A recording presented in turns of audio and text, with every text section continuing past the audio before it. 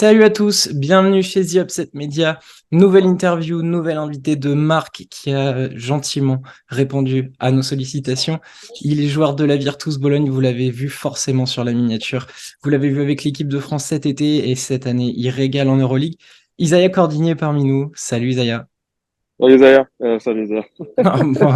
T'as le droit, Désolé, salut tout le monde. Sors de l'entraînement, je suis un peu fatigué. hein. En quelques mois, tu as vécu 1000 choses. Je l'ai dit, une Coupe du Monde en étant appelée au dernier moment. Ça représente quand même la première grosse compétition internationale pour toi. Tu as une prolongation de contrat qui a eu lieu avec la Virtus, un changement de coach aussi en toute dernière minute avec la Virtus. Vous faites un gros début de saison et en Euroleague et en Lega. Avec tout ça, on se demande vraiment une chose, comment ça va? Bah, ça va bien, ça va bien. Des mois un peu foufou, spécialement pour moi en plus, aussi sur ma situation, sur ma vie perso, parce que je me suis marié cet été. En gros, j'ai passé vraiment un été assez fou en termes d'émotions, que ce soit sur le plan personnel ou sur le plan basket. Et, euh, et voilà, pour le moment, je profite parce que c'est des moments qui sont appréciables dans une carrière et dans la vie. Donc voilà, il faut garder les objectifs en tête et continuer à travailler. Bon, en plus, comble du calendrier, on a une interview aujourd'hui. Hier, c'était ton anniversaire, donc de la part de toute l'équipe Upset, bon anniversaire, Isaiah. Merci beaucoup, merci. Donc, comme on l'a dit, la Virtus, elle est top 3 de l'Euroleague. Vous êtes juste derrière les monstres du Real et du Barça. Toi, tu réalises un début de saison très intéressant au sein d'un effectif qui est ultra joueur. Est-ce qu'on peut dire que la magie Luca Banchi a un effet sur toi pour le moment? On peut dire qu'il a apporté quelque chose de frais en termes d'enthousiasme, de façon de jouer. Et forcément, je me plais dans ce système, dans ce jeu où je retrouve un peu plus d'instinct de liberté de pouvoir m'exprimer. Donc, son impact sur le groupe, sur le système, il est pas à négliger parce qu'il nous a apporté quelque chose de frais en fait. C'est vraiment, pour l'équipe en tout cas, c'est sur l'état d'esprit, sur l'enthousiasme comme je l'ai dit, ça a apporté une nouvelle énergie qui est vraiment qu'on bonifie en plus, qu'on bonifie sur le terrain. Donc c'est vraiment super intéressant. Ouais. Justement, qu'est-ce qu'il te demande? Alors, je vais être large avec le il, parce que son assistant, la Sutuovi, est quelqu'un qu'on connaît beaucoup dans le paysage du basket français. Qu'est-ce qu'il te demande sur le terrain, justement? Bah, le plus important, c'est d'être agressif surtout. Il me demande de pas perdre mon agressivité et, euh, et voilà, d'essayer de faire bouger la balle et puis d'être un des leaders de la défense. Voilà, j'ai souvent la mission de prendre le meilleur extérieur d'en face. Donc voilà, c'est des choses en plus qui me correspondent énormément. Donc voilà, j'essaie de rester moi-même tout en ayant plus de contrôle et en allant plus loin sur les lectures de jeu. Ok.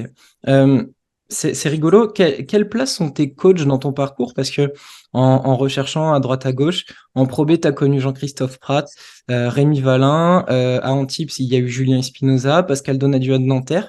Et en fait, c'est souvent des coachs qui font confiance aux jeunes ou qui ont des styles de jeu bien identifiés. Est-ce que c'est quelque chose que tu recherches ou sur ton parcours, c'est quelque chose qui est arrivé comme ça naturellement?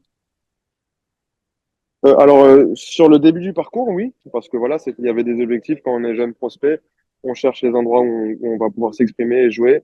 Dans mon cas, en plus, c'était dans l'optique de la draft NBA, etc. Donc, sur mes années en Pro B, oui, forcément. Après, sur le reste, pas forcément. C'est là où je pensais avoir la meilleure opportunité pour continuer à progresser pour le reste de ma carrière. Ok. Euh, Justement, on va parler de ta saison à toi. En 19 matchs d'Euroleague l'année dernière, est-ce que tu sais combien de fois tu as dépassé les 20 dévals? Il me semble peut-être une ou deux fois, pas énormément. Alors, moi j'y suis allé chercher les chiffres, tu l'as jamais dépassé. Et là, Ok. en 9 matchs seulement, tu es déjà à 3 fois. Donc, est-ce que tu es satisfait de ton niveau actuel? Pas totalement. Je pense que je suis content. On va dire, je suis content de la direction que mon jeu prend et que mes performances prennent.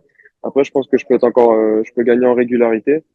Et donc voilà, je suis pas à 100% satisfait, on va dire. Après, je suis quand même content de l'impact que j'ai sur l'équipe et surtout que c'est une équipe, on est une équipe gagnante sur ce début de saison. Donc c'est important de voilà de faire partie de ce groupe qui engrange pas mal de victoires sur le début de saison et d'avoir un impact. Donc forcément que je suis content, mais pas satisfait, pas pleinement satisfait encore. Il y a beaucoup de choses à améliorer et où je peux faire mieux. Ok. T'en parlais tout à l'heure, là, tu disais que en Pro B, il y avait ta notion de progression sur ton parcours. Justement, c'est ce qui animait un peu toujours tes choix. Et depuis que tu es à Bologne, c'est drôle parce que j'ai l'impression que ça fonctionne dans les deux sens. Tu progresses toi, mais le club a beaucoup progressé aussi. Vous avez gagné l'Eurocup, vous avez rejoint l'Euroleague, et là maintenant, vous vous imposez comme une place assez forte. Est-ce qu'on peut dire que, pour l'instant, mais évidemment dans une carrière ça change beaucoup, la Bologne, c'est l'environnement parfait pour toi? Bah, je n'aurais pas signé si je le pensais pas. Surtout que moi j'étais dans une optique cet été de vraiment trouver la meilleure opportunité pour essayer de m'établir à ce niveau de l'Euroleague. Et, euh, et j'ai eu la chance de pouvoir continuer à le faire dans une organisation que je connais, qui me fait confiance. Donc oui, pour le moment, c'est un endroit où je me sens très bien, où on regarde dans la même direction. Et voilà, qui me fait confiance. Donc faut juste continuer le travail et rendre la confiance qui est accordée sur le terrain.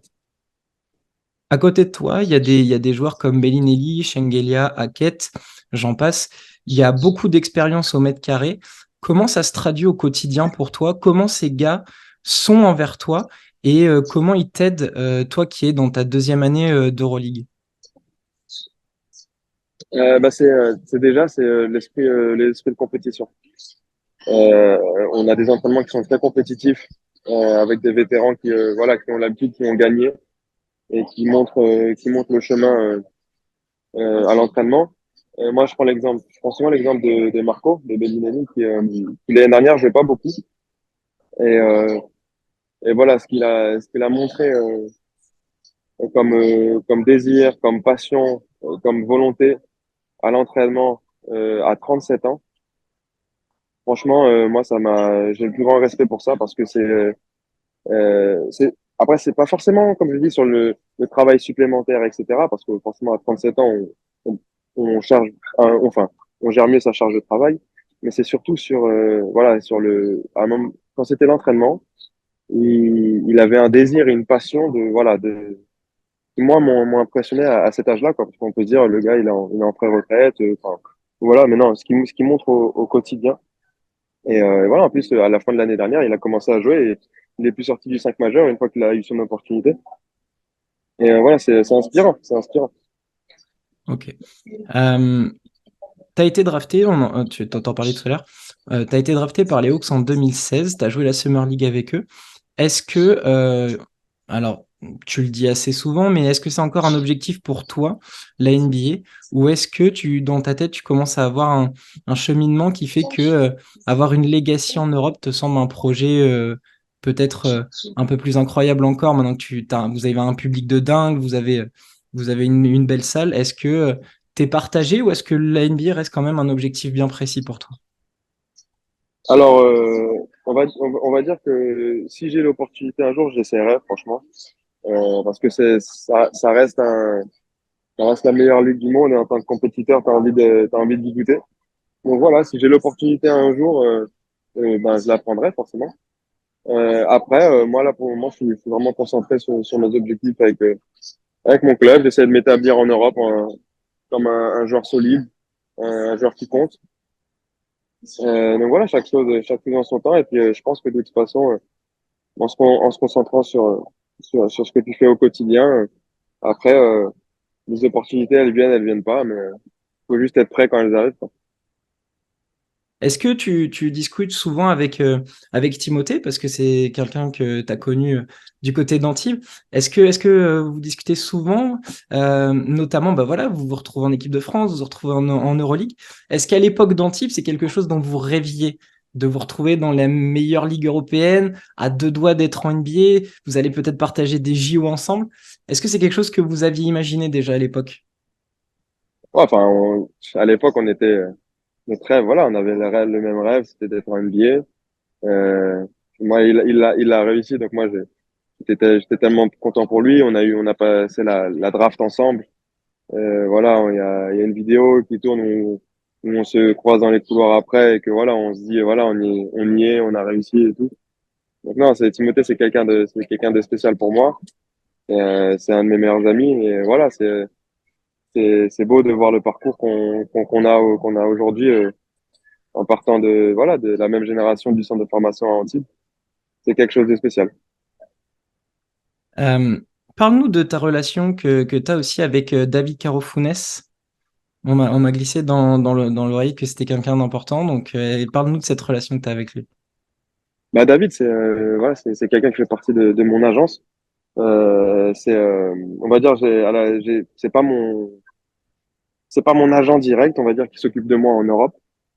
C'est pas mon premier agent, mais voilà, c'est quelqu'un qui est important pour moi, que j'apprécie énormément, euh, et qui fait et qui fait du bon boulot. Donc voilà, c'est s'entourer de personnes en qui on a confiance et qui font le boulot. C'est important quand on est sportif de haut niveau. Donc voilà. Ok. On va gentiment partir du côté de l'équipe de France. Et avant d'aborder ce sujet, Lucas, un copain de l'équipe Upset, a croisé Nando au Médiadé de Lasvel en début de saison. Et il a pu échanger quelques mots avec lui et notamment parler de toi. Et Nando disait que tu étais un bon gars qui bossait dur. Quelle est ta relation avec lui? Voilà, est-ce que vous avez l'habitude d'échanger en saison ou vous vous retrouvez en équipe de France et là s'installe une relation particulière? Non, Nando, après, voilà, c'est quelqu'un qu'on se croise dans l'équipe de France. Que forcément, quand moi j'étais plus jeune, voilà, dont quelqu'un peut m'inspirer. J'aimais beaucoup son jeu. Euh, et puis pour moi, pour ma progression quand j'étais plus jeune, voilà, je trouvais que je pouvais me prendre des choses dans son jeu pour essayer de les implémenter dans le mien. Et voilà, maintenant j'ai la chance de pouvoir le côtoyer en équipe de France. Euh, c'est quelqu'un qui a un QI basket énorme, qui sent le jeu et qui est très simple, qui est très simple et sympa au quotidien. Donc c'est toujours cool de pouvoir échanger avec lui et puis de pouvoir pour partager des moments comme ça, hein, des moments en équipe de France. Bon, justement, cette équipe de France, il y a eu un été extrêmement frustrant. Alors pour nous, mais j'imagine que pour vous, ça a été assez dur à vivre. Et pourtant, en lisant à droite, à gauche, s'il y a une satisfaction à retenir, c'est souvent ton nom qui ressort. Avec du recul, comment tu juges cette Coupe du Monde? Comment je la juge? Terrible. Moi, c'est avant tout c'est l'équipe de France et voilà ce qu'on a fait. Et on n'a pas réussi à répondre aux attentes. On n'a pas réussi à, à pouvoir être fier de nous même, à être fier de nous. Voilà, après c'est comme ça. C'est le haut niveau. Il y a des hauts, il y a des bas. Là, on a atteint un gros bas, mais le plus important, ça va être notre action, comment on se relève. Après, voilà, moi personnellement, c'était très spécial parce que voilà, j'arrive au dernier moment. Euh, J'arrive au dernier moment, donc j'essaie de m'intégrer au groupe rapidement, de pouvoir juste être utile. Et voilà, de découvrir une première compétition internationale, c'était quelque chose. Voilà, c'est un de mes objectifs depuis longtemps. Par des circonstances un peu bizarres, j'y arrive.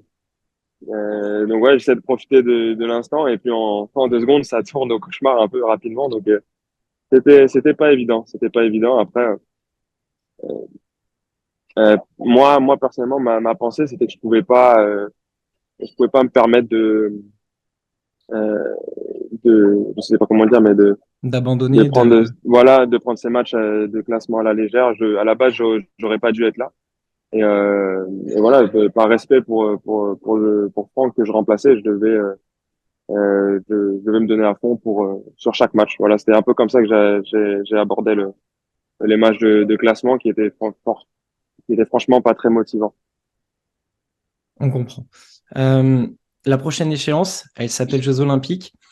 Forcément, ça donne envie d'en être, mais à double titre pour toi, ton papa les a disputés dans son sport, qui est le handball, et tu pourrais lui succéder. Est-ce qu'il y a un petit pacte entre lui et toi? Il y a pas de pacte. Après, il a 72 sélections en équipe de France et moi, j'ai toujours dit que je voulais le dépasser. Donc voilà, j'en suis à 26. Il y a encore du chemin. J'espère pouvoir l'atteindre, mais voilà, c'est un petit jeu entre nous. On a toujours eu cette relation un peu compétitive. Euh, mais voilà, forcément que c'est un objectif de pouvoir faire les JO à la maison. La concurrence va être rude. On a vraiment, on a des gros joueurs à tous les postes. Et je pense que voilà, mais après je me projette pas trop. J'essaie de me concentrer sur ce que je fais avec mon équipe au quotidien. Il y a des choses qu'on contrôle pas, mais voilà, c'est sûr que c'est un objectif.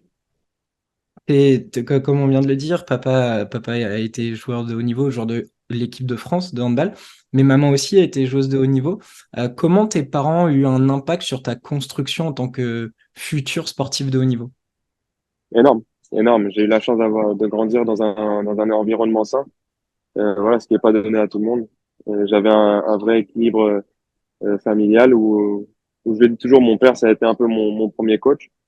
Ma mère qui a fait du haut niveau aussi, mais qui est instite. Donc, voilà, j'avais un peu le rôle. Ma mère était celle qui s'occupait de l'école et mon père plus du basket, du sport. Et j'avais pas le droit de faire du sport si j'étais pas bon à l'école. Donc voilà, ça m'a apporté de la discipline, ça m'a apporté une bonne éducation en général. Et pour ça, je suis très, très, très reconnaissant de mes parents. Si tu devais leur dire quelque chose, alors bon, j'imagine que tu es loin d'avoir coché toutes les cases de ta carrière pour le moment, mais si tu devais leur adresser un message justement pour dire, voilà, maintenant j'en suis là, vous m'avez apporté ça, qu'est-ce que tu aimerais leur dire? Bah, en vrai, il y en a qu'un qui est simple, mais c'est merci. Voilà, c'est simple, mais je pense que ça a toute son importance et sa force.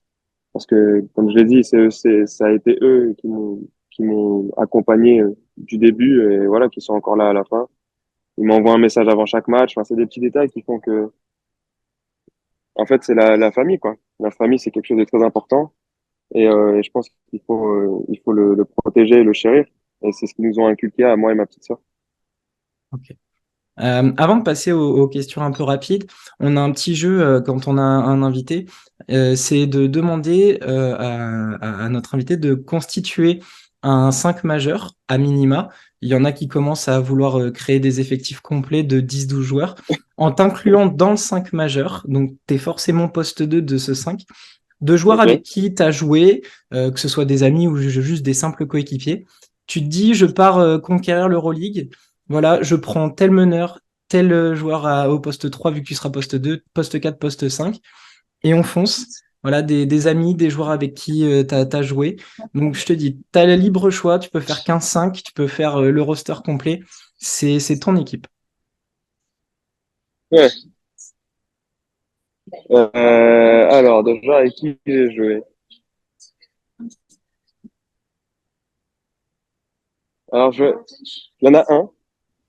Je vais en faire un pour rire un peu. Je vais en faire un pour rire où je mettrais Jean Louché au poste 1, qui était mon meneur au centre de formation, qui est maintenant médecin. Donc, bravo à Ok. lui.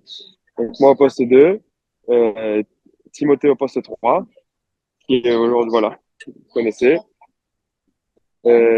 Poste 4, je vais mettre Oani Kachler, qui est pareil, un de mes anciens coéquipiers au centre de formation. On va dire poste 4 client, qui a fait qui est haïtien, qui est maintenant ostéopathe. Et en poste 5, je vais mettre Paul Le Curieux. Pareil, la même chose. Je vais mettre un 5 100% centre de formation en Antibes. Et je pense que je vais faire comme Boris Dion. On fera ce 5-là quand je serai à la retraite. On ira gagner la Coupe du Sud. Non, alors, Plus sérieusement, je pense que je vais mettre Milos Teodosic au poste 1. C'est le Ok, joueur le plus talentueux avec qui j'ai joué. d'accord. Euh, Moi, poste 2, je vais reprendre Team en 3. Euh, Poste 4, joueur avec qui j'ai joué. Allez, je vais faire un stretch 5 aussi. Je vais mettre Team Blue au poste 4, Légende. des gens d'Antibes. Et je vais mettre Gershon Yabusele au poste 5. Ok. Ah, ça fait une belle Voilà. équipe. Ça fait Ouais, une belle équipe. on pourra switcher de partout, on sera bien. C'est intéressant. Et je mets, en sixième homme, je mets Victor de Nanterre. Voilà. Le Victor de Nanterre. Pas Ok. maintenant, le Victor de Nanterre. D'accord. Le On temps sent me qu'il y a un met petit truc qui doit passer, un petit message de le Victor de là, Nanterre.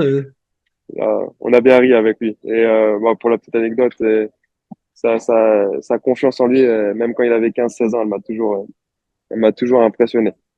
Elle m'a toujours impressionné. Et j'aurais aimé avoir la même confiance que lui avait en lui à son même âge. Franchement, et je pense que c'est pour ça qu'il va aller là où il va faire partie des meilleurs. Voilà, tout Ouais. simplement. Donc, pas étonné du parcours de Victor, du coup. Non, Ok. pas du tout. Je te propose de passer aux questions rapides. Je commence tout de suite. Tu préfères un buzzer beater ou un dunk dans le trafic? Hmm. Allez, je vais dire buzzer parce que je n'en ai pas encore mis. Ok. Les Sharks d'Antibes ou les Shanghai Sharks? Ah, Shark Antibes. Qui de Sylvain Francisco ou d'Isaiah Cordigné est le plus swag en équipe de France? Mon gars, Sylvain, j'aime bien, mais je pense que Le j'ai des designer doit arguments. parler. Ouais, j'ai des arguments. J'ai des arguments. Ok. Pour rebondir sur cette question, Gershon a sa marque de vêtements. Est-ce que c'est quelque chose, toi, que tu as déjà pensé pour l'après-carrière ou même pendant ta carrière de lancer ta marque?